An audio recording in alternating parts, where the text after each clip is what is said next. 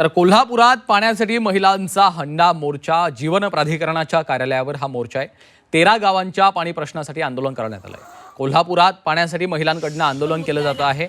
कोल्हापुरात हा महिलांनी हंडा मोर्चा काढलेला आहे। जीवन प्राधिकरणाच्या कार्यालयावर मोर्चा काढण्यात आलेला आहे। कामाचा निकृष्ट दर्जा आहे, मुद्दाम वेळ काढूपणा केला जातो असं देखील आरोप त्यांनी केलेला आहे। हंडा घेऊन हा मोर्चा काढण्यात आलेला आहे। तर ते 13 गावांच्या पाणी प्रश्नाचा हा मुद्दा आहे, त्यासाठी आंदोलन केलं जात आहे। कोल्हापुरात ही दृश्य आपण पाहतोय। महिला आता रस्त्यावर उतरलेल्या आहेत, हंडा मोर्चा काढला जातोय। 343 कोटींच्या योजनेचं नेमकं काय झालं असा देखील संतप्त सवाल आता या महिलांकडून उपस्थित केला जातोय।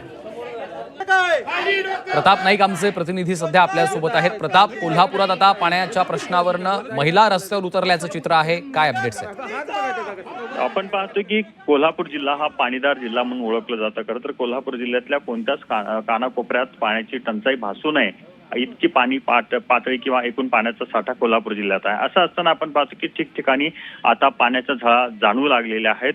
सगळ्यात महत्त्वाचं म्हणजे काही ठिकाणी पाणी पुरवठ्याच्या योजना आहेत त्या पूर्ण झालेल्या नाहीत, त्यामुळे पुरेशा प्रमाणात पाणी येत नाही अशा प्रकारची स्थिती आहे। सध्याच्या घडीला जे आंदोलक आलेले आहेत ते 13 गावातील आहेत आणि कोल्हापूर दक्षिण विधानसभा मतदारसंघातील आहेत। भूमिका एकच आहे की सरकारनं तातडीनं ही योजना पूर्ण करायला पाहिजे आणि मुबलक प्रमाणात पाणी द्यायला पाहिजे अशा प्रकारची मागणी घेऊन हे सर्व रस्त्यावर उतरलेले आहेत। एकूणच आपण पाहतो की ह्या सर्व महिला जे आहेत ते खूप आक्रमक झाल्याचं चित्र पाहायला मिळते की आम्हाला उद्यापासूनच पाणी व्यवस्थित मिळायला पाहिजे अशा प्रकारची भूमिका आहे। काँग्रेसचे नेते सतेज पाटील असतील किंवा ऋतुराज पाटील यांच्या नेतृत्वाखाली हा मोर्चा काढला जाणार आहे। काही वेळ ते येतील, पण एकूणच तत्पूर्वीच आपण पाहतो की महिलांचा आक्रोश पाण्यासाठी कोल्हापुरात कशा प्रकारचा आहे दिसून येत आहे। निश्चितच धन्यवाद प्रताप या सविस्तर माहितीसाठी। तर कोल्हापूरमध्ये आता महिलांचं हे आंदोलन सुरू आहे। 13 गावांच्या पाणी प्रश्नासाठी आंदोलन केलं जात आहे। महायुती सरकारवर देखील आरोप करण्यात आलेले आहेत। कोल्हापुरात पाण्यासाठी आता हा हंडा मोर्चा निघालेला आहे। यासाठी महिला रस्त्यावर उतरल्याचं चित्र आपल्याला पाहायला मिळत आहे। पाण्यात सुद्धा राजकारण केलं जात आहे का असा देखील संतप्त सवाल या महिलांनी उपस्थित केलेला आहे। हातामध्ये विविध बॅनर्स घेऊन, हंडे घेऊन या महिला रस्त्यावर उतरल्याचं चित्र पाहायला मिळत आहे।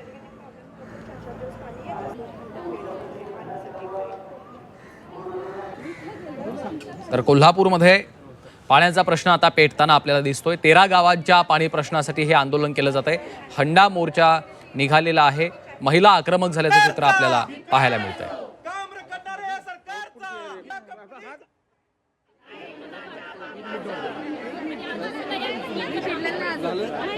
तर पाण्यासाठी महिलांचा हा हंडा मोर्चा आहे। कोल्हापूरमध्ये महिला आक्रमक झालेल्या आहेत। रस्त्यावर हंडा मोर्चा निघालेला आहे। सरकारच्या विरोधात देखील घोषणाबाजी या ठिकाणी केली जाते। काय भूमिका आहे तुमची? आमची भूमिका आहे की आम्हाला पाणी स्वच्छ पाहिजे।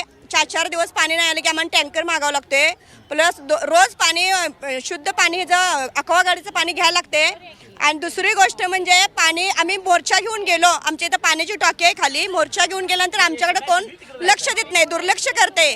त्यासाठी आम्हाला न्याय पाहिजे आणि पाणी हे शुद्ध आलंच पाहिजे। 4-4 दिवस पाणी नसते आणि महिला जॉब सोडून पाण्यासाठी दिवसभर वाट बघत राहतात। आपण पाहिले की लहान मुलं देखील आहेत, हातामध्ये घागरी आहेत। मला सांगा की घागरी घेऊन आलेला आहात, काय सांगाल, कशा प्रकारचा संताप आहे तुम्हाला? पाण्याचा संताप आहे आणि काय पाणी भरपूर मिळत नाही। एवढा पाणीपट्टी भरून सुद्धा आम्हाला बाहेरनंच टँकर मागवायला लागते। मग फायदा काय? चावी बिवी घेऊन पाणी बिल येते आमच्या। हो, पाणी बिल तर येतं पण पाणी मिळत नाही। मला सांगा की किती गावातला हा प्रॉब्लेम आहे, काय मोठ्या प्रमाणात अडचणींना सामोरं जावं लागतं? हा 13 गावांचा दक्षिण मतदारसंघामध्ये 13 गावांचा हा प्रॉब्लेम आहे। ऋतुराज दादा आमदार असताना 13 गावांच्यासाठी 1300 कोटींची जलजीवन प्राधिकरणाची स्कीम मंजूर करून आणली होती आणि ही स्कीम 1.5 वर्षात पूर्ण होऊन 13 गावांना पाणी मिळणार होतं। पण काय झालं, सरकार बदलल्यामुळं ही स्कीम ठप्प झाली। याचा कुणी पाठपुरावा पुढे केला नाही आणि याचा 1.5 वर्षात पूर्ण होणारी जलजीवनची स्कीम आता 3 वर्ष झाले तरी कामं पूर्णपणे रखडले आहेत।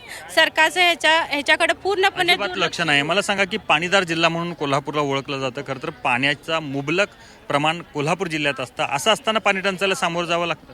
हो हो भरपूर जायला लागते आताच नाही 25 वर्ष झाली आता मी आता लग्न होऊन 26 वर्ष झाली पहिला आम्ही 12 वर्ष आम्ही नुसतं पाण्यासाठी फक्त प्रशासन फिरलोय लक्ष देतच हा नाही. पूर्ण एका दिवस तेवढ्यापुरतं तर बोलतात. आम्ही जॉब आम्ही करू शकत होतो पण ते पण आम्ही जॉब का करू शकलो नाही नुसतं पाण्यासाठी पाण्यासाठी. पूर्ण दिवस आम्ही पाण्याला फिरू मग आता हे प्राथमिक पाणी आले 12 का 13 वर्ष 14 वर्ष झाली येऊन पण निदान त्यांनी तर आम्हाला पाणी व्यवस्थित द्यायला पाहिजे ते पण पाणी आणि पाहुण्यांच्या घरी तुमचं प्रताप नाईक झी 24 तास